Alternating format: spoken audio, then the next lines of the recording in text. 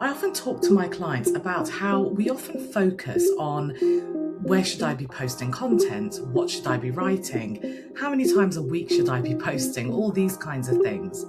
Now, this stuff is important. It is, because that's how we gain visibility. It's how we kind of train algorithms and train our audiences as to what to expect from us. Do we tell them what to do, what we do, that kind of thing. So it's definitely important. But I often, when I'm having this conversation, I often talk about how it's important not to get hung up on that at first, because the most important thing stems from what you offer and how good that is and how you look after your clients and the experience you give them. So as I talk about this today, I just want you to bear this in mind, because everything you write about and your values and your personality that comes through is really driven, or should be driven, by how you work, your values as a professional, and what you offer, how you help your clients. Because ultimately, the reason we're posting content is because we want people to come into our worlds. And when they come into our worlds, we want there to be this cohesion, this consistency. The whole point is for them to decide whether we are someone they want to work with. So bear that in mind. Everything's interlinked, even though I'm really focusing on the content side today and how to use that so that you actually get the results you want. And in this case, we're thinking about getting clients. We're thinking about making sales. Now, if it's your first time here, welcome to the podcast. I'm Samantha McMahon, and I specialise in helping private tutors make their businesses more lucrative in a really sustainable way. So we protect your time, we think about the future and the kind of options you may want, so we create the foundations from now. And we do all of this while protecting the impact that you make. So we do it all in a way that's really heart-led. And when we're thinking about our content, it goes a really long way to getting the right clients. But equally, as important as that is, we also don't want to burn out in the process, because marketing or creating websites and all of these things, this isn't our full-time jobs. It's a means to an end. So today's about injecting some of that sustainability and effectiveness into your business. So before we dive into the 3 key areas, we need to make sure we acknowledge that content creation doesn't need to be overwhelming or massively time-consuming, but it does need to be intentional. It's not just about showing up everywhere and writing loads. It really is about being strategic. And as I'm going to be talking about in the Tutors Mastermind in January, you might be listening in December, but if you're listening later, you get instant access to this. Things are really shifting in the social media world. Just like in the 90s, SEO came about, and companies who weren't aware and who didn't respond, they faced serious problems with sales and visibility. In the same kind of way, we need to recognize that AI has a real involvement in the algorithms now. In fact, for pretty much all the platforms, AI is the thing that is making decisions. So now more than ever, the way we post, our intentions, making sure that we are being strategic about it is really important. It's not just about showing up. Every piece of content now is training the platform, which then affects who sees your work. And this approach of being strategic also helps you use your content to invite your audience into your world. Whether you're posting once a week, daily, the tips I'm sharing with you today will simplify and strengthen your approach. Remember, I'm all about sustainability and doing what really makes an impact. So we're going to use your energy effectively. The first thing to do is to choose your platform really wisely.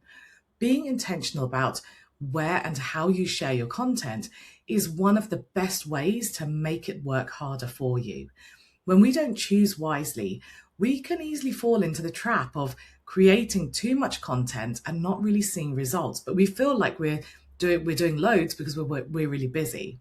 So start asking yourself, what format really suits my audience's routines? Where are they hanging out and in the right mindset to engage with my kind of content? What platforms suit my way of working and creating? In a recent report that I read, they were saying about how in 2026, the focus for places like LinkedIn is going to be really professional-led value. On Instagram, it's going to be polished storytelling alongside really kind of human storytelling. So different things work on different platforms, but for your content to work, your target audience who are on there need to be of that mindset. So if I think about LinkedIn and I think how the professional value-led content is really going to be dominant in 2026, and when I think of myself as a tutor, well, sitting there and writing about the 3 ways to improve your creative writing probably isn't going to be received very well because it's not professional and the people on there have got their professional hats on, not necessarily their parent hats on. So it's very context dependent. I gave you a very kind of simplistic example. However, if on Instagram, if I was thinking about working with, let's say, my entrance exam market, I know that some of the parents are probably on Instagram. And so there I could give that value-led content and they'd be more receptive to it. Another report that reviewed 2025, it said that YouTube, Instagram, and TikTok are still the most popular platforms with teenagers. So when you then think of that, if you want to get in front of teenagers, you also need to choose the platform and the kind of things you're sharing to your advantage based on kind of all that knowledge. So when you're choosing your platform, you want to be really wise and intentional about it. A lot of people choose a platform according to the one that they like. They choose a platform according to the one they're most comfortable with. And you know what? If you're one of those people, I do not blame you. It was probably, I would say, how I started as well. It was more of a fluke that I chose the right platform. And I learnt as time went on that that was indeed the right platform.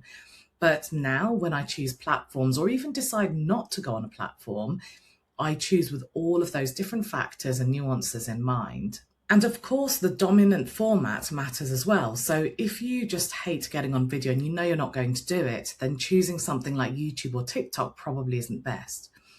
Also consider the kind of platforms that suits your way of working and your way of creating. For example, I created this podcast because I know that many of you are busy adults. A podcast lets you learn while you're walking, cooking, commuting. But if I were creating content for young learners, I'd probably lean more towards video and searchable platforms like YouTube. Let's say that you work with parents of primary age children. Are they likely to open Instagram stories during their school drop-off? Maybe, maybe not. You'd have to study your audience. But maybe they'll be scrolling while they're having a coffee break or while they're chilling out in the evening. So think about when your audience consumes content, what kind of content helps them take the action you want them to take, and where can you show up consistently without burnout? And don't forget the nuance of your niche. So a tutor working with parents might find LinkedIn less effective if their audience isn't in parent mode or in professional mode, depending on who they are targeting. But if you work with schools or agencies, LinkedIn could exactly be the right place, or with agents, for example.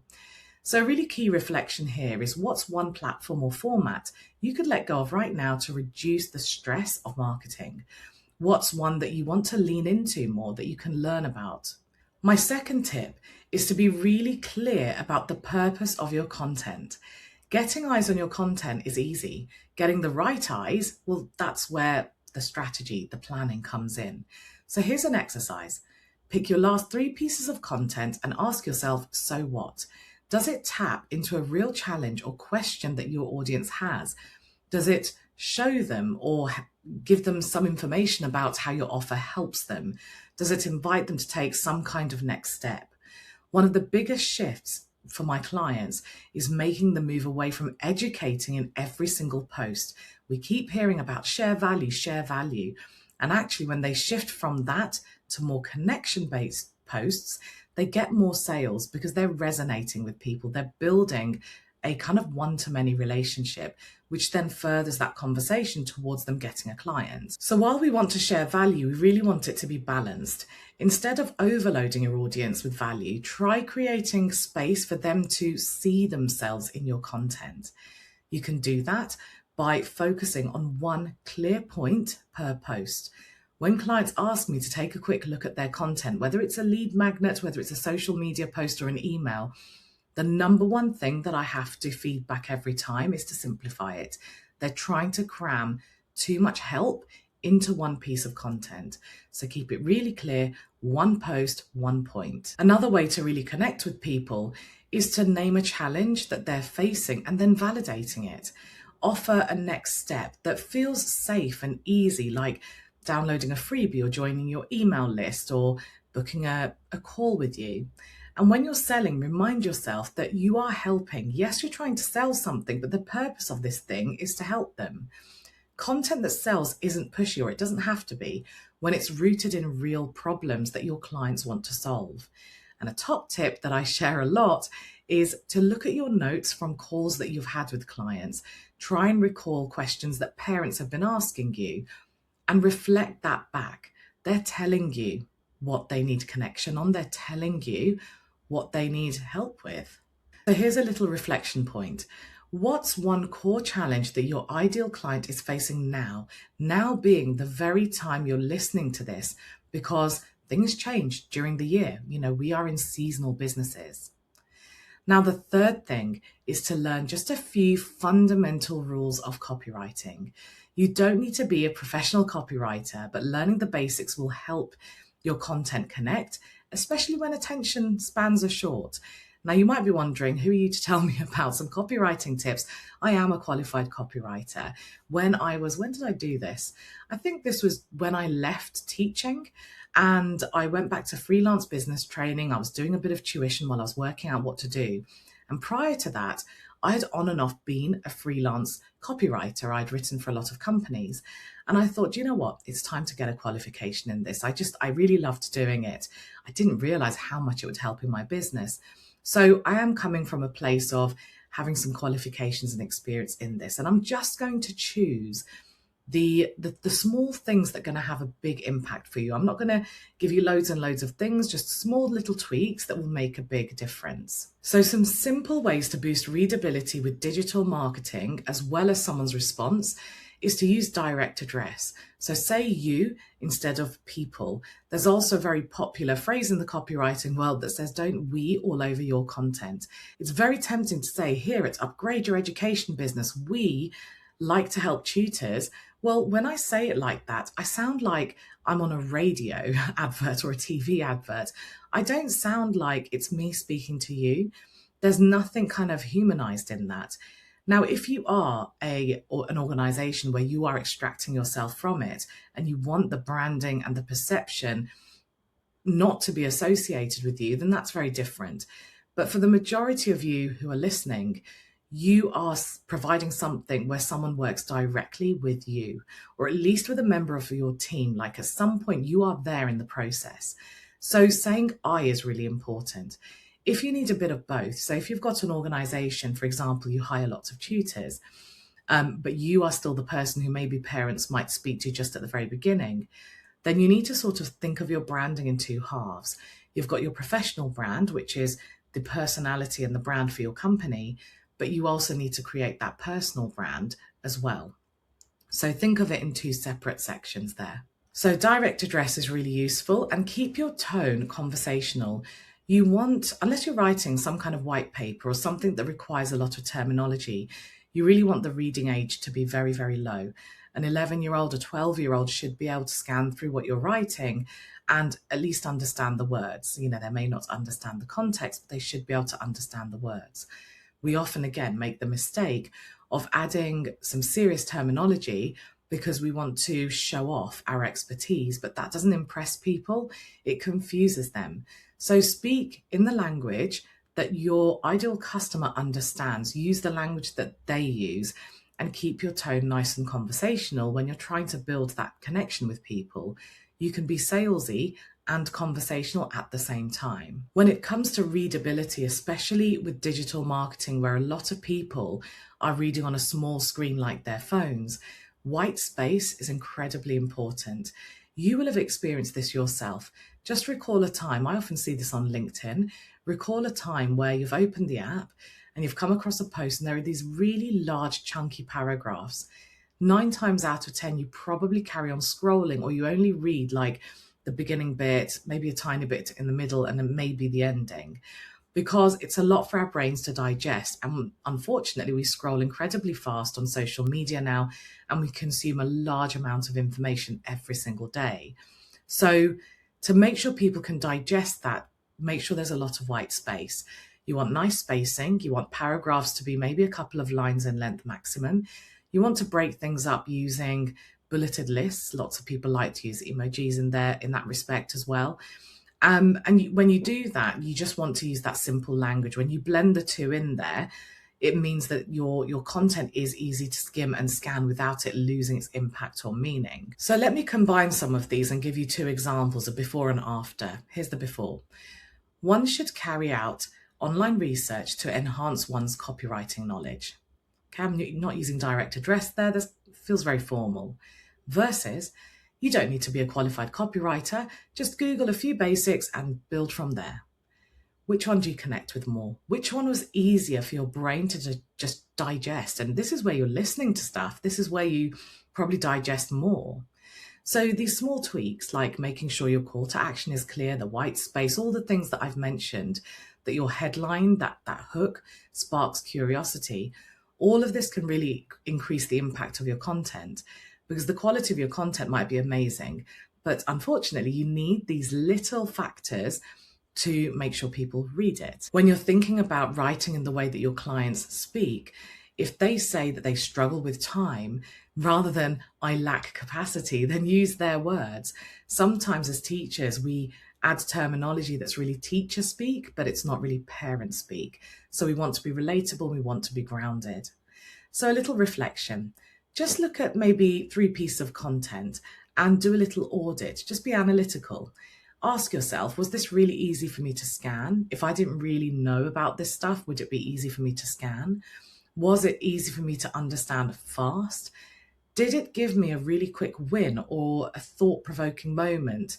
You know, when you want people to comment beneath your post, ask them an easy question, something really easy for them to answer.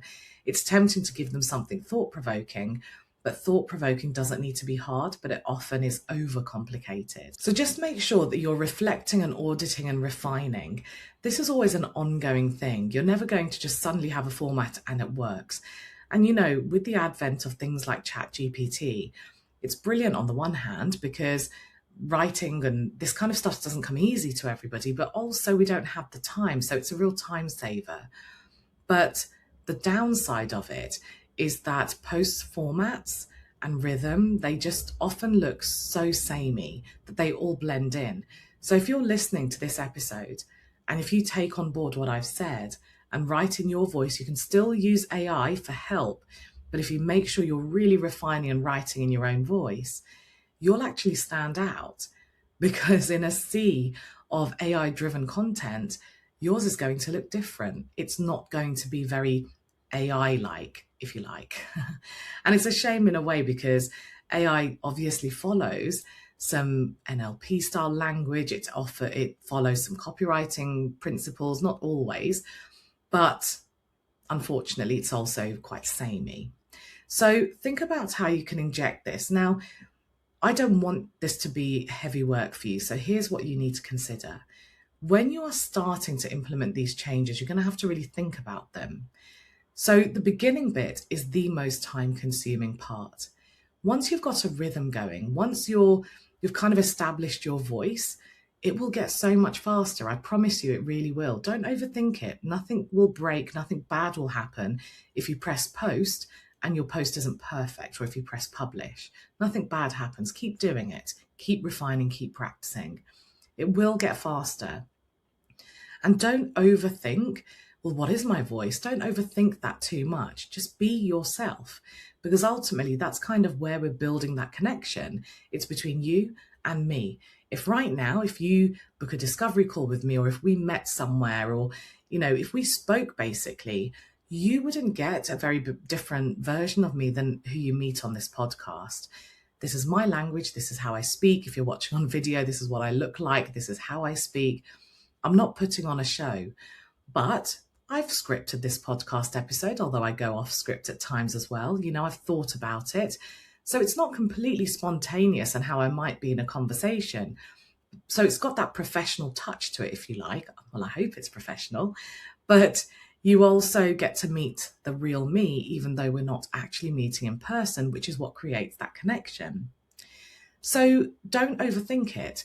Give it a go. Develop your voice. Give it time to breathe. Give it time to develop, and it will come and it will get faster.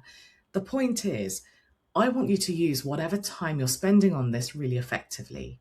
If your aim is to attract clients, that's exactly what I want you to attract.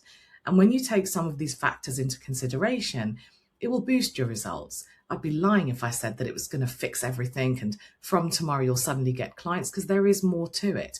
But this gives you that really solid foundation that you can continue building upon. So let's quickly recap the 3 key ways to turn your content into paying clients without burnout. The first one is to choose your platforms wisely based on where your audience is and how you work best, and where they're in the right mindset. The second is to be very clear on your purpose, knowing what you want your content to do and what your audience needs from it is absolutely crucial. Otherwise, you'll just chase metrics that are meaningless. The third is to use copywriting basics. Keep it simple, keep it direct, and really easy to connect with. Your next step, choose one of these tips to focus on just this week, just one of these tips. That's how real change happens. If you try and do everything, firstly, you won't know what's making a difference. But secondly, it would be so overwhelming, you may not end up doing it. If you need any more support, I have got a lot of material in my membership, the Tutors Mastermind, that will help you. When you join, you literally get instant access to a vault of training. These are action-focused videos that were originally recorded live. So if you need any more, just head over to tutorsmastermind.com and you can see more, and the link is also in the show notes. Thank you as always for joining me and staying to the very end, and you'll hear from me on Wednesday with a short mindset episode.